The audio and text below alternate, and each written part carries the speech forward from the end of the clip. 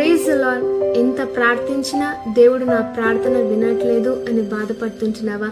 బైబిల్లో రాసిన హిజ్కియా మరణం అవుతాడని తెలిసినప్పుడు కన్నీళ్లు విడుచుచు ప్రార్థించాడు. యథార్థ హృదయముతో, సత్యముతో, నీ దృష్టికి అనుకూలముగా నేనెట్లు జరిగించి తినో కృపతో జ్ఞాపకం చేసుకోమని వేడుకొనగా, ఇంకా ప్రవక్త బయటికి వెళ్ళకముందే దేవుడు నీవు కన్నీళ్లు విడుచుట చూచి తిని నీ ప్రార్థన నేను అంగీకరించి ఉన్నానని 15 సంవత్సరముల ఆయుష్నిచ్చాడు. ఈరోజు నీ పరిస్థితి ఏదైనప్పటికీ నీ బ్యాక్గ్రౌండ్ చూడడు, నీ చదువు ఉద్యోగం చూడడు, కానీ నీ హృదయాన్ని చూస్తాడు. ఎందుకంటే మనుషుల పైరూపాన్ని చూస్తారు, కానీ దేవుడు హృదయాన్ని చూస్తాడు.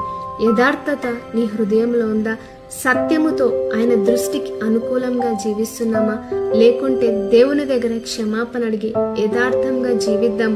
అప్పుడు హిజ్కియా ప్రార్థన వినిన దేవుడు మన ప్రార్థన కూడా వింటాడు. ఆమేన్.